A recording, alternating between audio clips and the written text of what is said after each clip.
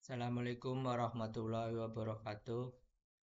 Perkenalkan, nama saya Fabian Anaf, NIM 22090034, kelas 7A. Di sini saya akan mempresentasikan judul proposal skripsi saya dengan judul Rancang bangun aplikasi monitoring perkembangan motorik anak usia 4-6 tahun di taman kanak-kanak menggunakan NLP sebagai alat bantu guru dan orang tua. Latar belakang masalahnya, tantangan utama pemantauan perkembangan anak TK, proses pemantauan tumbuh kembang anak usia dini khususnya aspek motorik sangat bergantung pada observasi guru dan komunikasi dengan orang tua. Namun, proses ini sering dilakukan secara manual, tidak standar dan sulit dianalisis secara objektif. Akar masalahnya, 1. Pendataan manual. Catatan perkembangan motorik masih ditulis tangan atau menggunakan lembar observasi sederhana. 2. Kurangnya komunikasi efektif. Informasi perkembangan anak sering tidak tersampaikan dengan baik dengan orang tua. Dampak seriusnya, rendahnya efektivitas monitoring menyebabkan deteksi dini hambatan motorik anak menjadi terlambat sehingga anak berisiko mengalami keterlambatan perkembangan yang seharusnya bisa dicegah melalui stimulasi dini. Selanjutnya, rumusan masalah. Bagaimana merancang dan mengimplementasikan aplikasi berbasis web atau mobil untuk monitoring perkembangan motorik anak TK dengan mengintegrasi analisis teks otomatis berbasis NLP serta mengoptimalkan kinerja NLP agar mampu mengklasifikasikan hasil observasi guru secara lebih akurat dan kontekstual. Nah, pembatasan masalahnya yaitu agar penelitian ini terarah dan fokus pada tujuan yang ingin dicapai, maka ruang lingkup penelitian dibatasi pada beberapa aspek berikut ini. 1. Pengembangan sistem.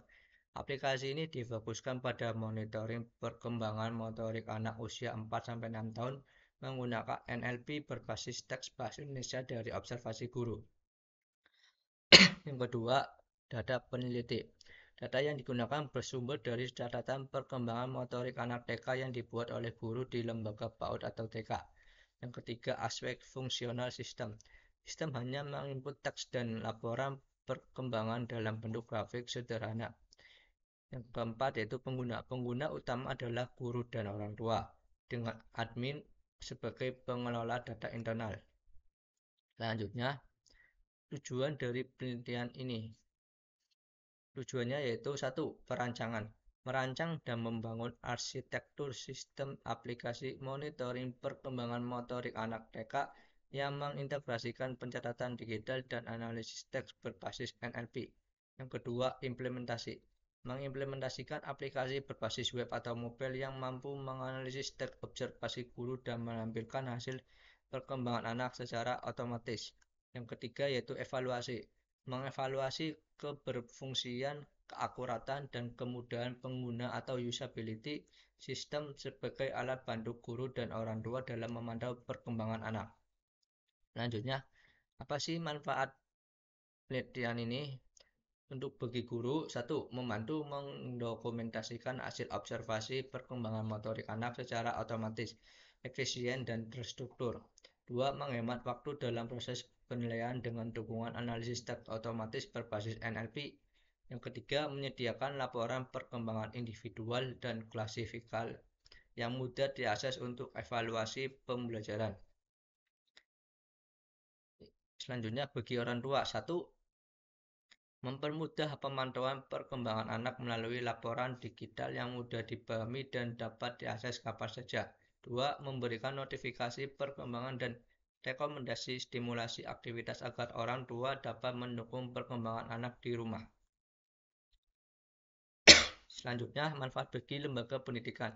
1. Meningkatkan efektivitas komunikasi antara guru dan orang tua dalam memantau perkembangan anak secara real-time. Yang kedua, menjadi sistem pendukung evaluasi lembaga untuk memantau kualitas pembelajaran dan perkembangan anak secara terintegrasi. Yang ketiga, mendukung transformasi digital lembaga PAUD atau TK sesuai dengan kebijakan nasional.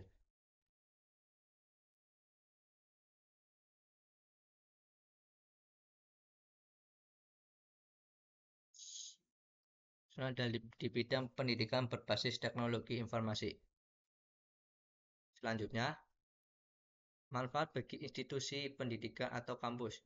1. Meningkatkan efisiensi manajemen penilaian perkembangan anak melalui sistem digital yang terintegrasi dan otomatis berbasis NLP. Kedua, memperkuat transparansi dan akuntabilitas lembaga dalam pelaporan hasil perkembangan anak kepada orang tua secara terstruktur dan real-time. Menjadi alat bantu evaluasi lembaga dalam menilai efektivitas kurikulum serta strategi pembelajaran berbasis data perkembangan anak. Tinjauan pustakanya yaitu 1. Penelitian pertama oleh Rahman et 2022 dengan judul Digital Portfolio System for Early Childhood Assessment, yaitu untuk mengembangkan sistem digital untuk dokumentasi capaian anak, teks dan gambar. Efisiensi dokumen meningkatkan hingga 45%. Komunikasi guru dan orang tua lebih efektif. Lemahnya belum menggunakan analisis teks otomatis atau NLP. Selanjutnya, penelitian yang kedua oleh Wang dan Liu tahun 2023 dengan judul Automatic Text Classification in Preschool Education Report Using BERT and LSTM Model, yaitu menggunakan BERT untuk klasifikasi laporan perkembangan anak.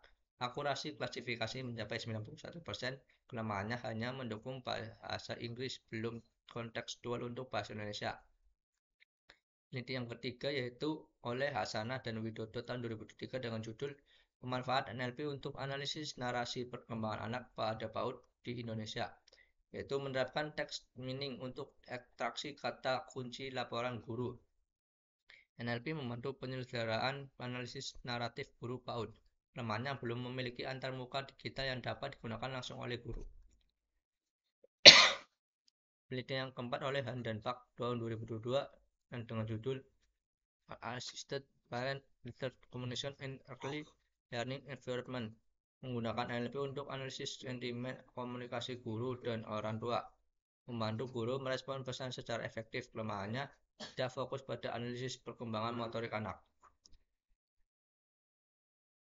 Ini penelitian yang kelima. Penelitian yang keenam. Yang ketujuh. Selanjutnya, berikut tabel analisis gap penelitiannya. Di sini ada judulnya.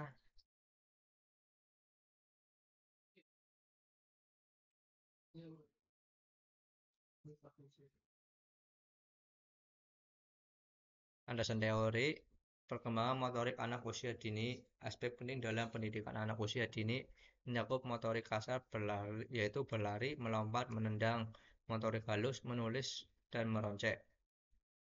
Berdasarkan STPPA Kemendikbud, aspek motorik jadi indikator kesiapan sekolah dasar. Usia 4-6 tahun adalah golden age atau butuh stimulasi terarah dan berkelanjutan. Selanjutnya, observasi dan penilaian perkembangan anak di PAUD.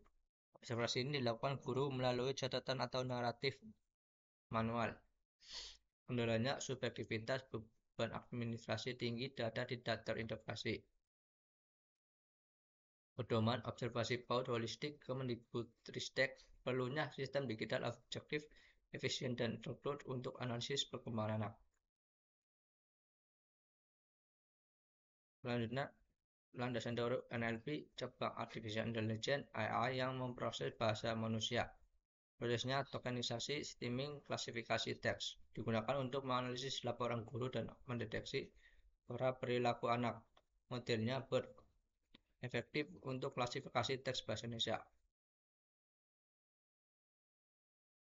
Itu selanjutnya komunikasi guru dan orang tua. Kolaborasi guru dan orang tua faktor penting keberhasilan PAUD. Menurut Epstein, komunikasi efektif meningkatkan keterlibatan orang tua. Teknologi digital memfasilitasi komunikasi dua arah secara real-time. Sistem berbasis NLP, laporan perkembangan otomatis dan umpan balik cepat dari orang tua. Dan selanjutnya digitalisasi pendidikan dari sistem monitor anak. Selanjutnya software development lives atau SDLC. Kemudian usability dan evaluasi sistem. Selanjutnya metodologi penelitian. Di sini ada bahan penelitiannya. 1. Data, studi, literatur, dan kebutuhan sistem. Kajian jurnal, buku, proceeding, dan kebijakan nasional PAUD. Kemudian data observasi perkembangan anak, catatan harian guru tentang motorik halus dan kasar anak usia 4-6 tahun. Kemudian data desain sistem dan antarmuka, rancangan UI UX, arsitektur sistem, ERT, dan use case diagram. Selanjutnya data pengujian dan evaluasi hasil uji fungsionalitas dan uji coba oleh guru dan orang tua. Berikut tabel alat penelitiannya.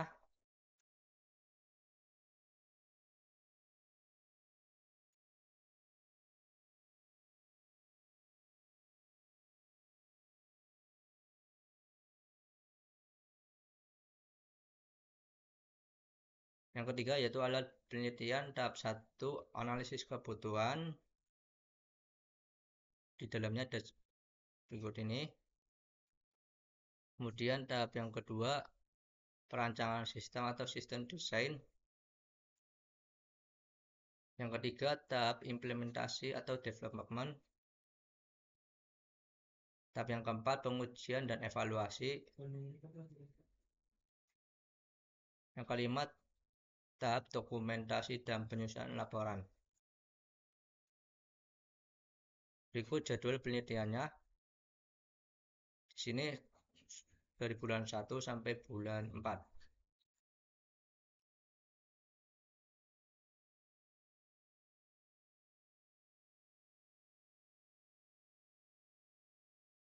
Berikut tampilan dasar login dan register dari aplikasi saya. Sekian presentasi dari saya. Kurang lebihnya mohon maaf. Billahi taufiq wal hidayah. Wassalamualaikum warahmatullahi wabarakatuh.